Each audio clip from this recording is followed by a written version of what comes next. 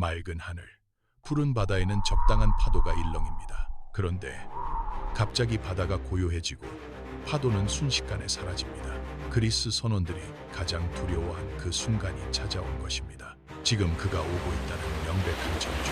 곧 수면이 반으로 갈라지고 엄청난 거구의 그가 모습을 드러냅니다. 그 순간 모든 선원들의 심장이 얼어붙었습니다. 선원들은 포세이돈에게 즉시 무릎을 꿇었습니다. 그들은 본능적으로 바다의 지배자에게 외쳤습니다. 위대한 신 포세이돈이시여, 제발 우리를 살려주소서. 포세이돈, 그는 누구인가? 제우스의 형제이자 바다와 지진과 말의 지배자. 하지만 그는 결코 순한 신이 아니었습니다. 그가 분노하면 대지를 뒤흔들었고 사랑을 하면 영웅과 괴물을 동시에 낳았습니다. 신화 속 어떤 신보다 인간을 바꾸고 어떤 신보다 무서운 존재. 오늘은 그의 이야기를 해드리겠습니다. 시작하기 전에 구독과 좋아요는 저에게 큰 힘이 됩니다. 포세이돈은 티탄 크로노스와 레아의 아들로 태어났습니다. 그런데 아버지 크로노스에게는 가이아의 무서운 예언이 하나 있었습니다. 내 자식이 너를 무너뜨릴 것이다. 그 두려움에 사로잡힌 크로노스는 자식이 태어날 때마다 통째로 삼켜버렸습니다. 포세이돈도 마찬가지였습니다. 태어나자마자 아버지의 뱃속으로 들어간 것입니다. 그러나 그 예언은 결국 이루어졌습니다. 막내 제우스가 오케아니드 메티스의 도움을 받아서 구토제를 만들었고 그것을 크로노스에게 먹이자 뱃속에 갇혀있던 형제들이 하나씩 쏟아져 나왔습니다. 포세이돈도 그렇게 세상으로 나왔습니다. 티타노마키아, 자유를 되찾은 신들은 곧 전쟁에 나섰습니다. 티탄족이 지배하는 세계를 무너뜨리기 위한 싸움. 10년에 걸친 이 전쟁은 하늘과 땅을 뒤흔들었고 그들은 너무 강력해서 올림포스 신들은 초반에 몹시 고전했습니다. 그 전쟁의 전세를 뒤집은 것은 강력한 무기였습니다. 가이아의 조언으로 제우스가 타르타로스 깊은 곳에 갇혀있던 외눈박이, 대장장인 거인들, 키클로페스를 찾아가서 해방시켰습니다. 그들은 각각 프론테스, 스테로페스, 아르게스입니다.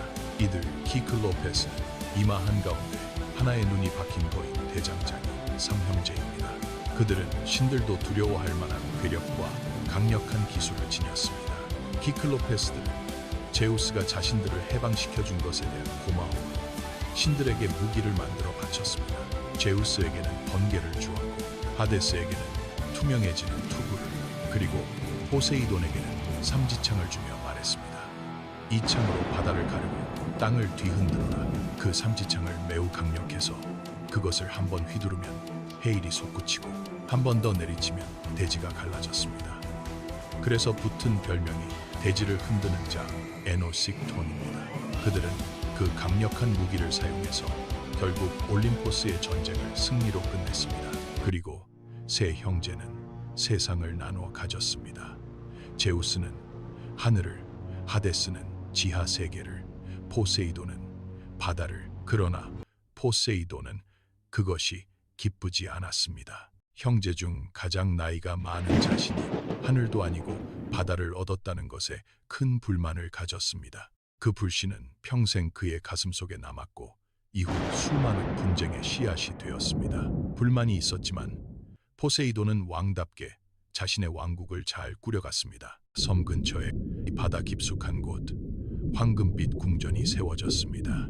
청동 발굽에 황금 갈기를 가진 말들이 그곳에서 길러졌습니다. 그리고 네레이드라는 50명의 바다 요정이 있었습니다. 요정들은 포세이돈 주변을 맴돌았습니다. 그리고 포세이돈이 전차를 타고 바다 위로 나서자 바다 생물들이 물 위로 뛰어오르며 기뻐했고 대해는 그의 발 아래 길을 열었습니다. 그리고 포세이돈은 홍수도 가뭄도 만들었으며 또한 말도 창조했습니다. 포세이돈이 아테나와 아티카 도시의 지배권을 놓고 대결할 때였습니다. 그는 삼지창을 땅에 힘껏 꽂아 세상 최초의 말을 솟아나게 해서 그들에게 보냈고 아테나는 올리브 나무를 그들에게 선물했습니다. 그 후 주민들은 더 실용적인 올리브 나무를 택했습니다. 하지만 패배를 조용히 받아들이는 것, 그것은 포세이돈의 방식이 아니었습니다. 분노한 그는 아티카 평야 전체를 바닷물로 뒤덮었습니다. 그것이 아테네가 아테나의 도시가 된 순간이었고 포세이돈이 어떤 신인지를 보여주는 장면이기도 했습니다. 포세이돈의 왕비는 암피트리테입니다. 암피트리테는 50명의 네레이드 중 가장 아름다운 여신입니다. 포세이돈은 그녀를 보는 순간 첫눈에 마음을 빼앗겼습니다. 그러나 암피트리테는 그의 구애를 거절하고 바다 깊은 곳으로 도망쳤습니다. 하지만 포세이돈은 포기하지 않았습니다. 수많은 전령을 보내 그녀를 찾게 했고 마침내 돌고래들이 은신처를 알아냈습니다. 그 공로로 포세이돈은 돌고래를 하늘의 별자리로 올려주었습니다. 오늘 밤 하늘에서 볼 수 있는 돌고래 자리가 바로 그 흔적입니다. 결국 바다의 왕비가 되었고 두 사람 사이에서 트리톤이 태어났습니다. 트리톤은 상반신은 건장한 청년, 하반신은 청록빛 물고기의 반인반어 신입니다. 손에는 거대한 소라 나팔을 들고 피부는 바닷빛 청록색으로 빛납니다. 그는 소라 나팔을 불어 파도를 다스리는 존재입니다. 그러나 포세이돈의 사랑 이야기 중 가장 충격적인 결말을 낳은 것은 메두사와의 이야기입니다. 메두사는 원래 황금빛 머리카락을 가진 빼어난 미모의 인간 여성이었습니다. 고르곤 세 자매 중 유일하게 필멸의 존재였으며 그 아름다움이 신들 사이에서도 화제일 정도였다고 전해집니다. 포세이돈은 메두사와 사랑을 나눴습니다. 그런데 그 장소가 아테나의 신전 아니었습니다. 그것을 알게 된 아테나는 격렬히 분노했고 메두사의 아름다운 머리카락을 뱀으로 바꾸었습니다. 그 후 그녀는 바라보는 자를 모두 돌로 만드는 공포의 존재가 되었습니다. 하지만 훗날 영웅 페르세우스가 메두사의 목을 베었을 때 그 목에서 두 생명이 솟아났습니다. 하나는 날개 달린 말 페가수스, 페가수스는 순백의 날개를 가진 천마입니다. 그리고 또 하나는 황금검을 든 거인 크리사오르입니다. 포세이돈의 사랑 때문에 신화 속 가장 아름다운 존재를 만들어낸 것입니다. 하지만 포세이돈의 가장 무서운 면은 복수였습니다. 그리고 그 복수의 시작에는 한 인간의 교만이 있었습니다. 트로이 전쟁을 승리로 이끈 영웅 오디세우스는 이타카의 왕으로 지혜와 언변으로 이름 높은 영웅입니다. 그는 10년간의 전쟁을 끝내고 고향으로 돌아가는 길이었습니다. 불과 며칠이면 닿을 수 있는 거리였습니다. 그러나 그 길에 폴리페모스가 있었습니다. 포세이돈의 아들, 그는 키클로페스 중에서도 가장 무시무시한 거대한 외눈박이 거인이었습니다. 뼈가 나뒹구는 그 어두운 동굴이 그의 집이었습니다. 오디세우스의 호기심으로 잠시 그 동굴에 들어갔고 그 순간 폴리페모스의 동굴에 갇히게 됩니다. 하지만 오디세우스는 꾀를 냈습니다. 독한 포도주를 먹여 그 거인을 깊이 취하게 만들었습니다. 그리고 폴리페모스가 쓰러져 잠든 사이 불에 달군 올리브 나무 막대기를 그의 눈에 힘껏 찔러 넣었습니다. 동굴이 비명으로 가득 찼습니다. 그 혼란 속에서 오디세우스 일행은 탈출했습니다. 그것은 완벽한 탈출이었습니다. 그러나 배가 섬을 벗어나자 오디세우스는 그만 승리의 기쁨을 참지 못하고 소리쳤습니다. 이 멍청한 거인아, 나는 이타카의 왕 오디세우스다. 그것은 오디세우스의 교만이었습니다.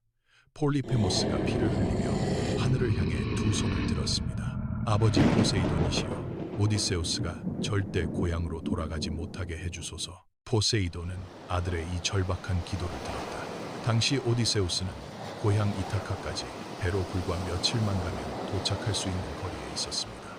하지만 포세이돈은 그에게 강력한 저주를 내렸습니다. 포세이돈은 그의 배를 산산조각 내고 무서운 폭풍을 연이어 보내고 길을 계속해서 뒤틀어 놓았습니다. 결국 그가 10년이라는 긴 세월 동안 바다를 헤매게 만들었습니다. 이 이야기가 전해지면서 고대 그리스인들은 포세이돈을 더욱 두려워하고 경외하게 되었습니다.